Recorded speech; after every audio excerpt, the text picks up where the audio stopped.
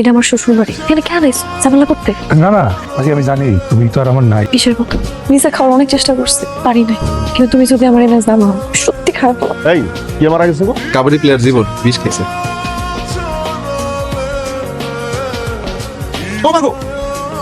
ওনার কপালে লাগলো কেমনে? আরে তোমার নিশানা তো ঠিক নাই, তুমি গুলা লাফিনিছো কি লিগা? আমার নিশানা ঠিক নাই? আমার নিশানা দেখা পড়ে এনে দেখ নিশানা এই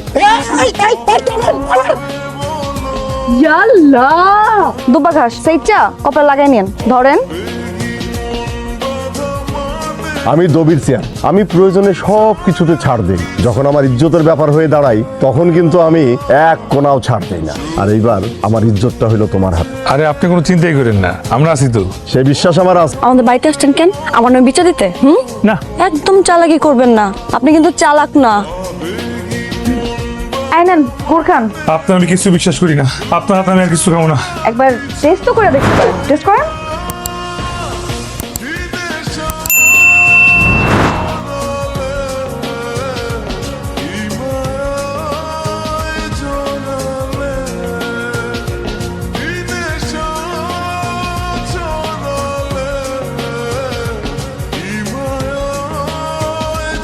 শাকর অবস্থা কিন্তু ভালো না, আপনি পিছনে যান। চেয়ারম্যানের মাইয়া দেখি ডরায়।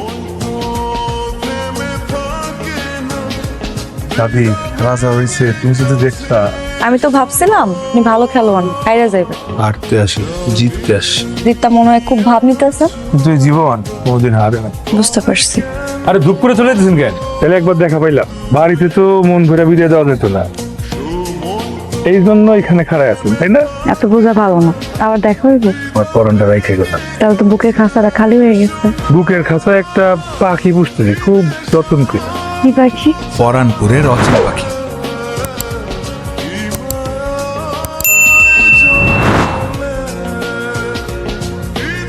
জীবন পাখি মানে? জীবন হইলো জীবন, আর পাখি হইলো আত্মা। আমি তোমার জীবন পাখি হয়ে থাকবো, উড়াল পাখি হবো না। জনম জনম শুধু তোমারই ভালোবাসবো। আল্লাহর কাছে মনে হচ্ছে একটা দোয়াই করবো, মরণের পরেও যাতে পরে আমরা একসাথে ঠাই পাই। এই হাত যেহেতু একবার ধরছি আর কোনোদিন ছাড়ব না।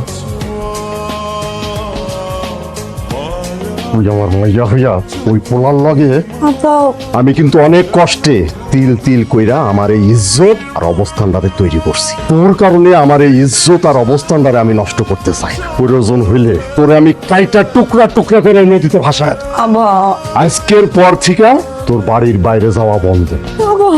কেন এমন করতেছস? বিয়ের দিন তারিখ পাকা হইছে, এর মধ্যে এই কলঙ্কিত কাম কেন করস? কি রে বন্ধু, এ কি অবস্থা তো? আরে আমি ঠিক আছি, পাখির তো কোনো খোঁজ পাইতেছি না। আমি কি অবস্থা আছে, কেমন আছে কিছু জানি না। মোবাইলটা বন্ধ বন্ধু। আরে চিন্তা করিস না তো, আমার শিউলি আছে না। যখন না জীবন বাইনা তোর লাগে অস্থির হয়েছে অনেক, তোর লাগে কথা কইতে চাই। পাখি পরিস্থিতি খুব কঠিন, তাই পালায় যাওয়া ছাড়া আর কোনো উপায় নাই। আমি তোমাদের বাড়ির পিছনে অপেক্ষা করবো, তুমি যদি আমার হইতে চাও তাহলে আইসো।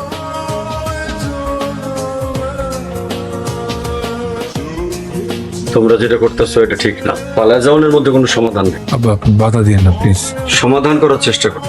সেদিন তো খুব আমারে ঝাড়ি দিলেন, যা ইচ্ছা তাই কইলেন, অপমান করলেন, আমার পোলার দোষ দিলেন। আমার পোলা যদি দোষী হয়ে থাকে তাহলে আপনার মাই আরো বড় দোষী। সে আপনার বাড়ি ছেড়ে আমার বাড়ি চলে গেছিল। আপনি আমার মান সম্মান আর ইজ্জতের কথা চিন্তা করছেন, সেই জন্য আপনাকে ধন্যবাদ। পোলা মায়ের সুখের কথা চিন্তা করে অগ সম্পর্কটা মাইন্ডালাম। আপনি যেটা বলছেন সেটা কোনোভাবেই সম্ভব না। তোকে মারা আমার পক্ষে কোনোদিনই সম্ভব হবে না, কিন্তু তাই বলে তুই যদি এরপরে আর কোনো প্রকার ঝামেলা করার চেষ্টা করিস, এই বিষের বোতলের অর্ধেকটা প্রথমে তোমার মাকে খাওয়াবো, বাকি অর্ধেকটা আমি খাবো।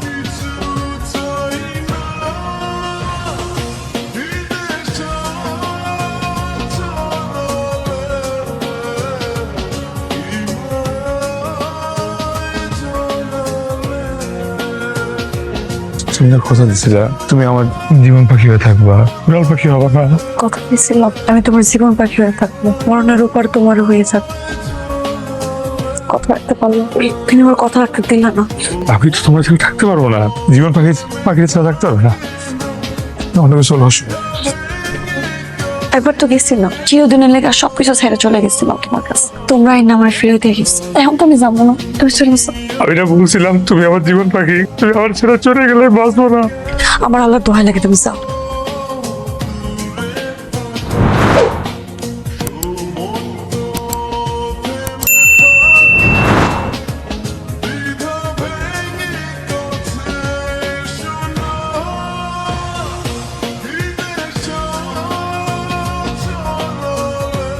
আমার এক নজর দেখতে ইচ্ছা করছিল। এটা আমার শ্বশুর বাড়ি, এখানে কেন এসো ঝামেলা করতে? না না পাখি, আমি জানি তুমি তো আর আমার নাই। আবার দেখতে মন ছিল, আবার চলে আসবো। তুমি এখানে আর কোনোদিন আসবা না। এক নজর দেখতে আসবো। দীপন, এটা আমার শ্বশুর বাড়ি। এতটা নিষ্ঠুর হয়েও না।